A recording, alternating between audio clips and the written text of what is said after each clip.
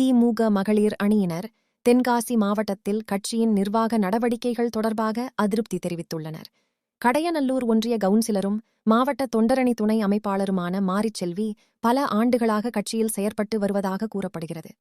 மாவட்ட அளவில் பொறுப்புகள் வழங்கும் விதத்தில் பாகுபாடு இருப்பதாகவும் நீண்டகாலமாக பணியாற்றிய நிர்வாகிகள் புறக்கணிக்கப்படுவதாகவும் குற்றச்சாட்டு எழுந்துள்ளது.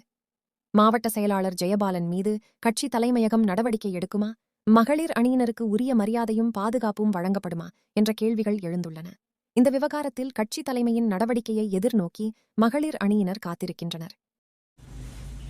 என்னோட பேர் கே மாரிச்செல்வி. என்னோட ஊர் நயனாரகரம். நான் கவுன்சிலர் கடையநல்லூர் 8வது வார்டு கவுன்சிலர், மகளிர் அணி தொண்டரணி துணைத் தலைவியாக இருக்கேன். இப்போ எங்கள் அப்பா 70 வருஷமாக டிஎம்கே, அதுலேருந்து நான் இருக்கேன். எனக்கு இப்போ 42 வயசாகுது. நானும் பிறந்ததுலேருந்தே நான் டிஎம்கே தான். டிஎம்கே கட்சின்னா எனக்கு அவ்வளோ உயிர். அதுக்காண்டி நான் என்ன வேணாலும் பண்ணுவேன். அந்த மாதிரி ஒரு கேரக்டர் நான்.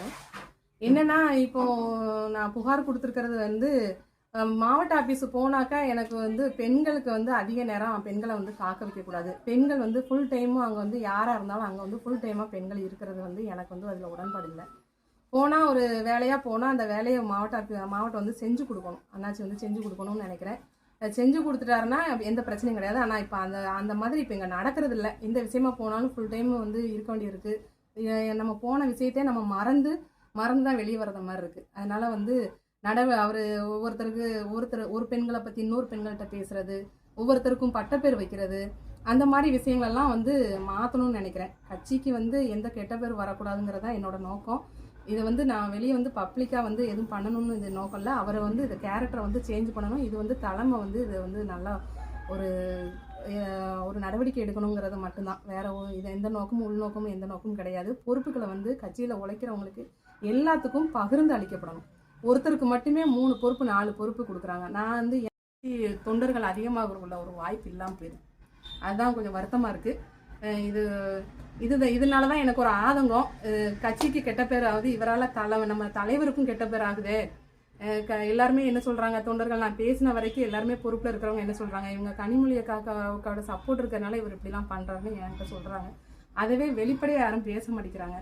கொஞ்சம் சப்போர்ட் இருந்தாலுமே இதால் தலைவருக்குமே நம்ம டெப்டி சிஎம் அவங்களுக்கும் கனிமொழி அக்காவுக்கும் எந்த கெட்ட பேர் இல்லாமல், கட்சிக்கு எந்த கெட்ட பேர் இல்லாமல் ஒரு மாவட்டம் நடந்துக்கிறதுனா ஒரு நல்ல ஒரு மாவட்டத்துக்கு அடையாளம். அதனால் அப்படி இருக்கணும் தான் நான் ஆசைப்பட்றேன். அதனால தான் நான் அந்த புகார் மனு கொடுத்தேன். இது நான் கொடுத்தது உண்மைதான், எந்த மாற்றமும் கிடையாது. இதுக்கு தக்க நடவடிக்கை. பொம்பளைகளை அச்சிகமாகவும் கேவலமாகவும் பேசுறதாக தகவல் சொல்லியிருக்கீங்க. ஆமாம், பட்டப்பேர் அம்மிக்கல்ல ஆட்டுக்கல்ல குந்தாணி குண்டம்மா அப்படின்னு சொல்லி அது சொல்லுவார். அது கேலி கிண்டல் நக்கல் நையாண்டிலாம் கொஞ்சம் பேசுவார். அது கொஞ்சம் எங்களுக்கு பிடிக்காது, யாருக்குமே பிடிக்காது. ஆனால் அது கொஞ்சம் அவர் அந்த பேச்சு வழக்கில் அது அப்படியே பேசிக்கிட்டே இருக்கிறாரு. அது கொஞ்சம் மாற்றிக்கிட்டா நல்லாயிருக்கும்.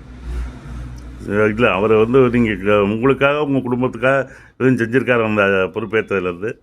எனக்காண்டி என் குடும்பத்துக்காண்டிலாம் நான் நிறைய விஷயங்களுக்கு என் பையன் வேலை விஷயமா நான் கேட்டிருக்கிறேன். என் பொண்ணுக்கு இந்த பொறுப்பு கேட்டேன். எந்த ஒரு விஷயமும் அவர் எனக்கு இதுவரை பண்ணி கொடுக்கல.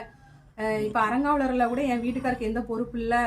அந்த அரங்காவலர்லாம் கொடுத்தீங்கன்னா நல்லாயிருக்கும். ஏன்னா ஆன்மீகத்தில் நான் ஈடுபாடு உள்ளவா. அப்போ நான் கோயிலுக்குலாம் போனால் அந்த அரங்காவலருக்கு இது இருந்ததுன்னா கொஞ்சம் கூட்டத்தில் நிற்காமல் போயிடலாம். எனக்கு பேக் பெயின் உண்டு, அதனால் நிற்காமல் போயிடலாம் நான் கேட்டிருக்கேன்.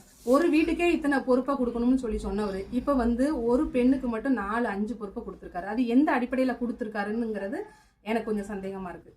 ஏன்னா இதை இப்போ என் வீட்டுக்காரர் கொடுக்கலாம், இல்லைன்னா கொடுக்காத பொறுப்பே கொடுக்காதவங்கள பொறுப்பு கொடுத்து கட்சிக்கு இழுக்கலாம். அந்த மாதிரிலாம் கொஞ்சம் நல்ல முறையில் சிந்திச்சு செயல்படலாம். அதெல்லாம் நான் எதிர்பார்க்குறேன். அது நடந்தால் கொஞ்சம் நல்லா இருந்திருக்கும். அது எந்த ஒரு